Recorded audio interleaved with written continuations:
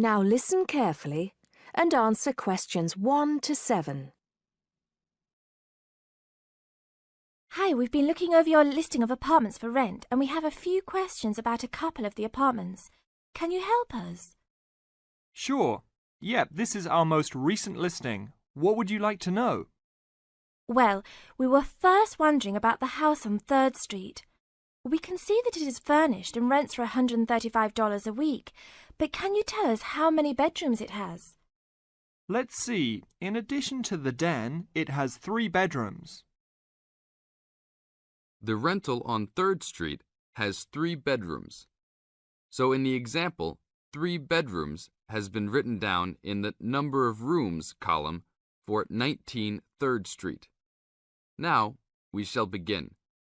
You should answer the questions as you listen, because you will not hear the recording a second time. Listen carefully and answer questions 1 to 6. Hi, we've been looking over your listing of apartments for rent and we have a few questions about a couple of the apartments. Can you help us? Sure. Yep, this is our most recent listing. What would you like to know? Well, we were first wondering about the house on 3rd Street. We can see that it is furnished and rents for $135 a week, but can you tell us how many bedrooms it has? Let's see. In addition to the den, it has 3 bedrooms. What about the one on Route 9N? It looks like it's big with a library and a deck, but it doesn't say how much it costs or anything else about it. Oh yes, Mrs. Gaylor's apartment. That one is actually only a 10-month rental and it is going for $156 per week. It's quite a nice place. She only rents for 10 months each year because of horse racing season. Then her relatives all come to stay, so tenants have to move out.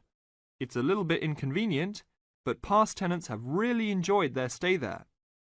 Oh, well, we need it for a full year. I guess that one is out. How about the rental on Browen Drive? How many rooms does that one have? As it says on the list, it has 2 bedrooms and a private kitchen and bath. But it's actually a very small place. That's why it's a bit cheaper. Oh. Well then, what about the one that has 3 large rooms? Who is renting that property? That one is a good deal. Mr. John Smith is renting it. But he's quite eccentric and he has a strict rule about no pets. How about cats? Nope, absolutely no pets. Well then, how about this studio apartment rented by Mr. Bo Jensen? How is that one? That ad is actually a bit deceptive. The studio apartment is the whole upper floor of an older house. It's actually very large and, at $45 a week, quite affordable. And it's near campus. I think I'd like to check that one out. Do you have a telephone number that we can call? It's not on the list? Oh, it isn't. Here it is. You should ring area code 518 and then 543-7790. Thanks. I think I'll call on that one first. Your friend decides that he would like to talk to Mr. Bo Jensen. Before you hear the rest of the talk, you have some time to look at questions 8 to 10.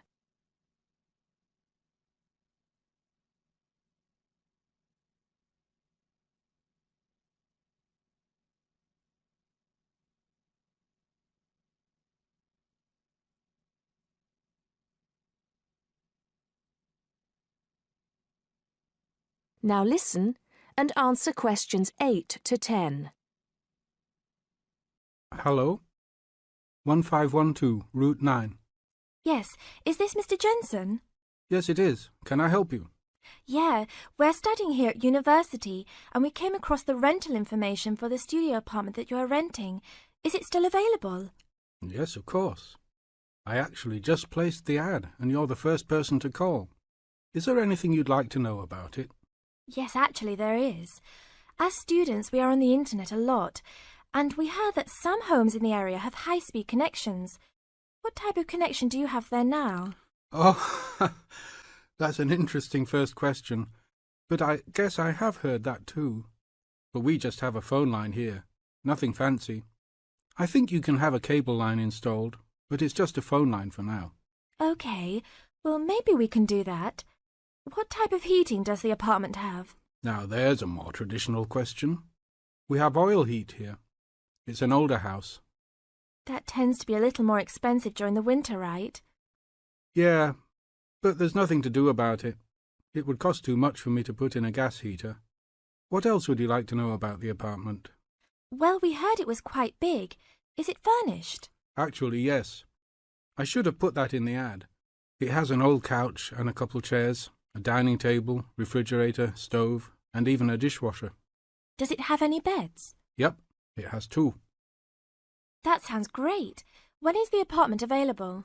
You can have it tomorrow night if you want. I just have to clean up a couple things before you get here. Do you want to come over and see it first? No, it sounds fine to us. I actually know the street too, so I know the area. We'll take it. That is the end of part 1. You now have half a minute to check your answers.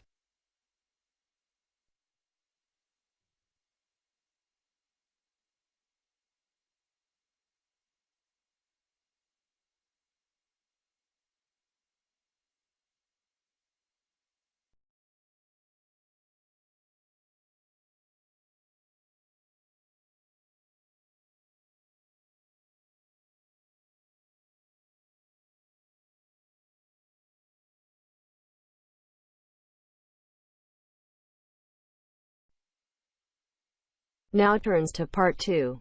Part 2. You will hear an extract from a talk about facilities for students with disabilities. First, you have some time to look at questions 11 to 13.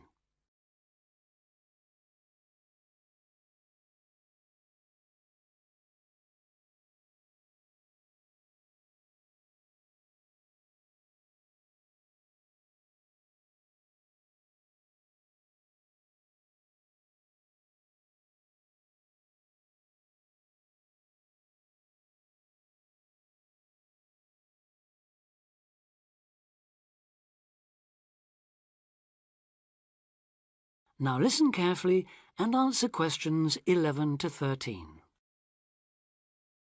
Welcome to Student Times, the programme with all the latest on what's happening at universities around the country. Today we'll be discussing disabled applicants and the kind of support they can expect to find, or not find, at the university of their choice. With me to tell us more is Student Disability Advisor Sally Taylor. Good morning, Sally. Good morning, Hugh. I'd like to start by pointing out that although 1 in 4 people has some kind of disability, the proportion among students is much lower. This is partly because most students are under 25 and many people only develop their disabilities as they get older, but it's also because some universities don't do much to encourage access. It is true, though, that some have quite sticky problems when it comes to, for instance, wheelchair access, ancient buildings, cobbled streets built centuries ago, and so on. When faced with such a situation, some universities make an extra special effort to provide for students with particular disabilities, while others have specialist accommodation. In fact, all universities should have a written policy statement on students with disabilities, setting out what facilities they have, what their attitude is, and what they're prepared to do. But having said that, only you can properly understand the challenges of any disability you have, and so before accepting a place at a university, or even while you're considering applying, if only to raise the university's awareness, it's good to talk to them and find out how much they can and will do for you. The problem is who to talk to. Most universities and some students' unions have a disability advisor who is supposed to know what facilities they already have and will help with further arrangements if necessary or possible. However, all too often this person is a token. Sometimes it's just an extra responsibility given to a secretary. They don't know what the situation is in practice, and they don't have any real authority to change anything. So, given that for any prospective student it's best to visit a university before applying, it's an especially good idea for students with disabilities or special needs to check whether the place really does come up to scratch. In general, the university should provide personal care and assistance, and there are certain key features to look out for if you have a particular disability, including the following. Before you hear the rest of the talk, you have some time to look at questions 14 to 20.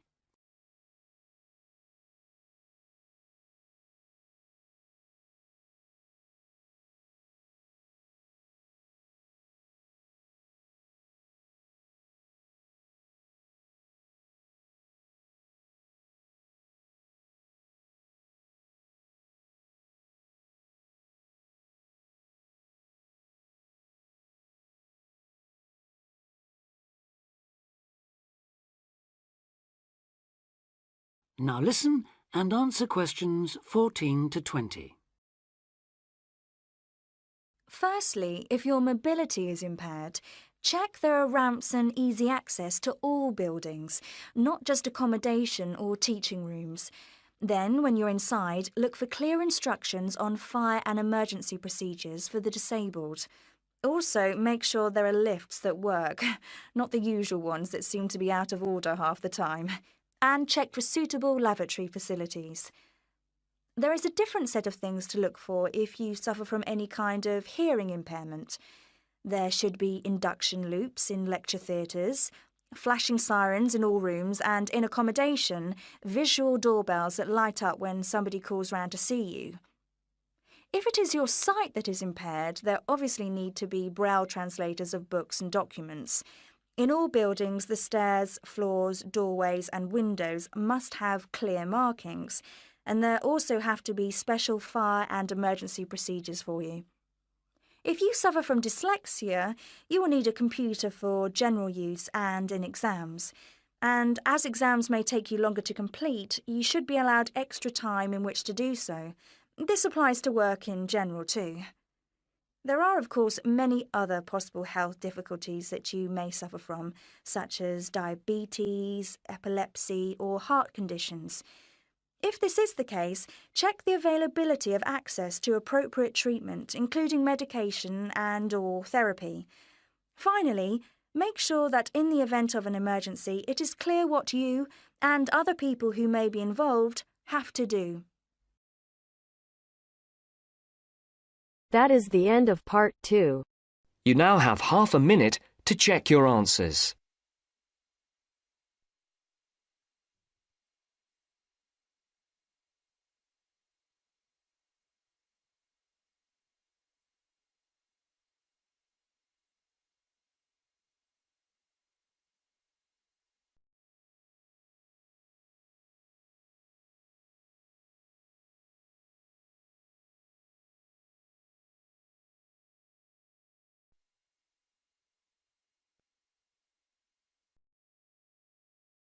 Now turns to part 3. Part 3. You are going to hear a conversation between an interviewer and a professor. First, you have some time to look at questions 21 to 26.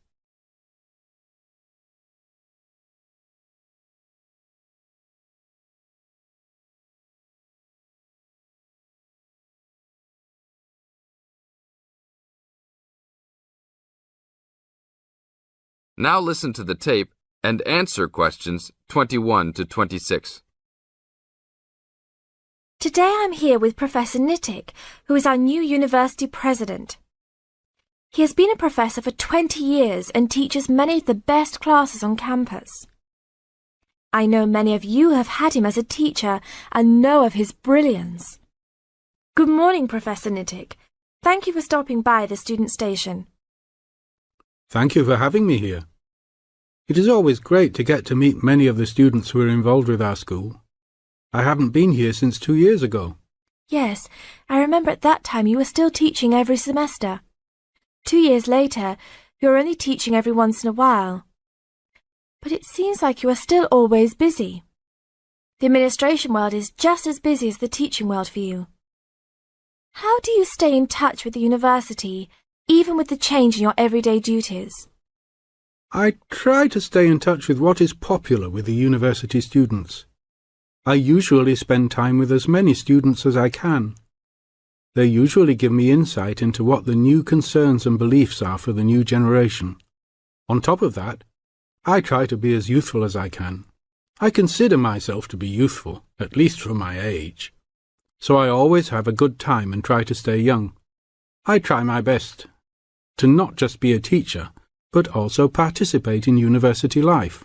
Interesting. So, are you still doing lots of academic work, or are you mostly concentrating on administrative affairs? Well, I mostly do administrative affairs now, but that doesn't mean that I still don't have a very deep interest in academic matters. I often visit other campuses around the world and meet other professors in my field. I learn the most by travelling and seeing the different places of the world and the different fields of thought. I even did a television programme last month in Manchester. Will you be on television any time soon then? Well, you can call the television station and see if I will be on television any time soon. Maybe I will be on the news report. I don't think it is really that significant, though. Oh, really? That sounds great. I will remember to look out for you. Let's move on. With all your busy travelling recently, how do you find time for your personal life? I try to keep my university life separate from my personal life. Sometimes it's hard to find time to just take my wife and 3 kids out for a family dinner, but usually we all manage to get together every few days. I'm taking a few weeks off next month to take my family down to South America, to Brazil for a few days. I can't wait to just sit on the beach. Wow, that sounds like a wonderful trip. Professor Nittick, could you tell the audience a little about what goes on in an average day of a university administrator? An average day? Oh, I don't think there is such thing as an average day for me. The last few weeks I've been travelling all the time. I can be in Los Angeles in the morning and in New York by the afternoon and back to Los Angeles by the evening. Sometimes I will spend the whole week at a new university, showing the new administrators the ins and outs of running a university. Sometimes I can spend the whole day in the office on the phone, so there really is no average day for me. I guess that is because I do so many different tasks. Sorry to let all the viewers down, but that is the plain truth. Now look at questions 27 to 30.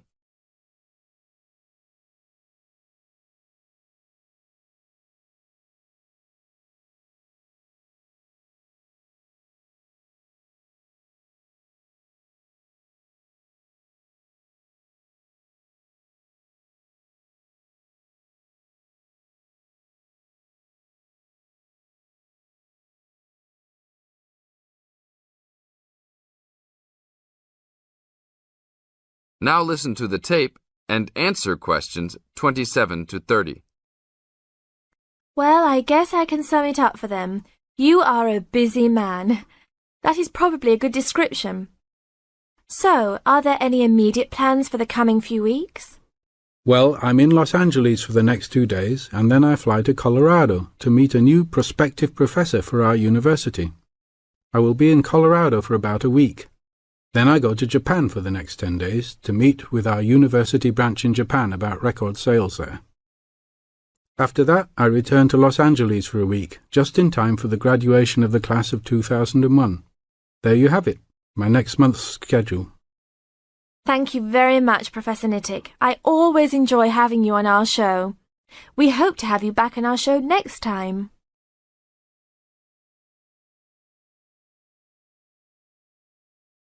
That is the end of part 3. You now have half a minute to check your answers.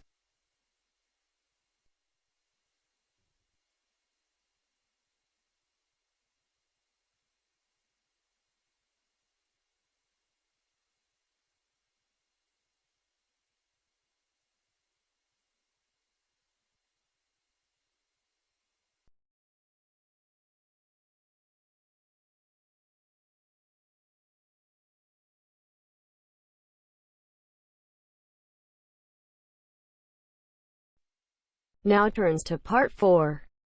Part 4. You will hear an extract from a talk about student health, and specifically about ways to avoid headaches. Listen to what the speaker says and complete the summary. First, look at questions 30 to 40.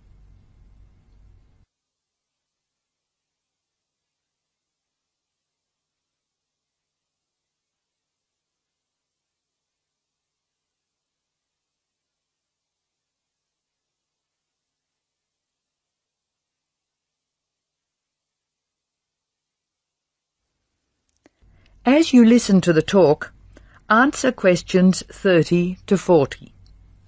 Complete the summary.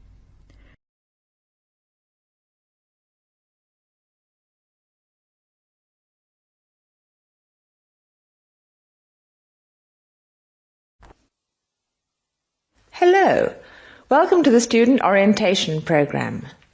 Today's session is on health issues, and this talk is about headaches and how to avoid them.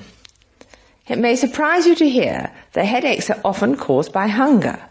In fact, one study suggested that 70% of headaches are related to hunger, which makes it the principal cause. The advice is simple: eat 3 meals a day and try to keep to a fairly regular schedule of meals. People associate noise with headaches, and for most of us, excessive noise creates the conditions for a headache. Very loud noise is unpleasant, and people usually remove themselves from it. Having said that, younger people tend to tolerate noise better than their elders, so I may be leaving noisy places far earlier than you. Just remember that exposure to too much noise may predispose you to a headache. Of course, we all associate headaches with studying. In fact, the headache probably doesn't come from the studying so much as from being tense.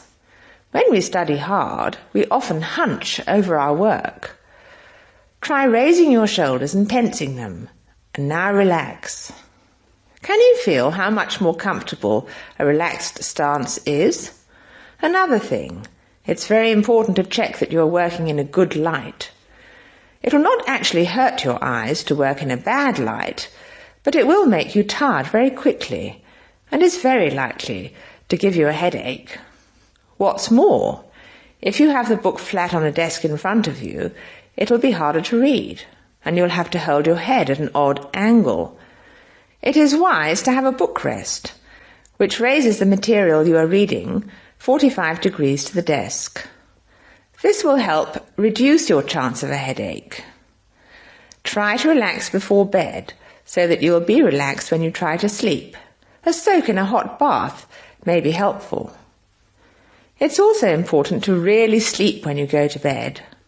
A good mattress is a wise investment for people who want to avoid headaches. This talk seems to keep coming back to tension. Tension may cause you to chew too forcefully, clench your jaw or grind your teeth, and this in turn may lead to headaches. It is very easy to say that you shouldn't grind your teeth, and very hard to stop, particularly if you grind your teeth in your sleep. Try to avoid situations which will make you tense, particularly just before bed. If you do compulsively grind your teeth in your sleep, ask your dentist about a soft mouth guard. In general, try to eat regular meals and avoid tense situations. Be sure you get plenty of exercise. Hopefully your headaches will be greatly reduced. One other thing I should point out, avoid smoky rooms and cars. Such places certainly encourage headaches, and the smoke may be doing you quite serious long-term damage. That is the end of part 4. You now have half a minute to check your answers.